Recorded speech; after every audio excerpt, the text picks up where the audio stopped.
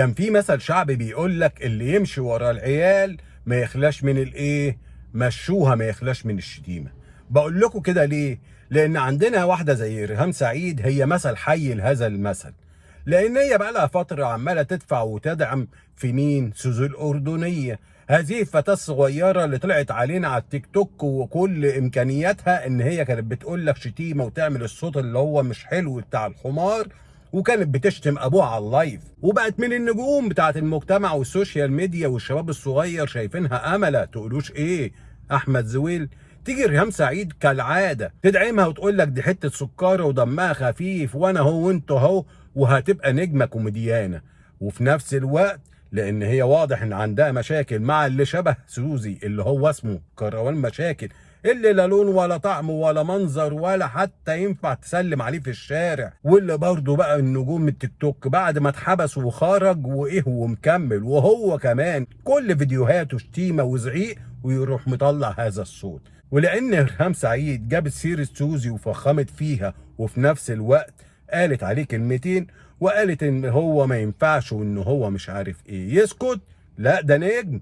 طلع وقعد يشتم فيها ويقول لا يا ست يا عجوزه يا مسوسه يا اللي متجوزه قبل كده 7 جوازات، شوفي جوزك مش عارف عمل ايه، ورتح رتح يا جدعان. في مين؟ في واحده اساسا شغاله المفروض مذيعه واعلاميه من قبل ما كروان مشاكل يتولد، او بالكتير كان عنده ساعتها 2 3 لما هي طلعت على الشاشه، كانوا بيغيروا له الكفوله، لان من اعمالكم بيسلط عليكم. هو انت عماله تدفعي في اللي زي دول ليه في المجتمع؟ ما كفايه علينا ان الماسوره بتاعت السوشيال ميديا اللي مفتوحه علينا وعماله تطلع كل اللي احنا شايفينه من اشياء لا انزل الله لها من سلطان. بتدمروا ولادنا ليه؟ بتدفعوا في مين؟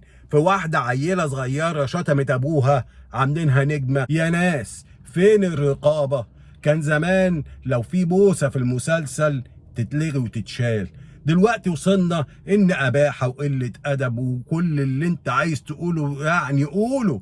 انا اقعد اربي ابني وعايزه يبقى كويس ومحترم، واللي عايز يدخل ابنه هندسه ولا طب ولا يطلع محامي، في النهايه الولد ده شايف ان احنا يعني مخنا على قدنا. علم ايه اللي يروح يجري وراه؟ ما هو شايف اللي على التيك توك دول بيتنجموا وبياخدوا ملايين وكمان بيتعمل معاهم انترفيوهات. ما تسيبوهاش كده مفتوحه على البحري، شكلنا بقى زفت.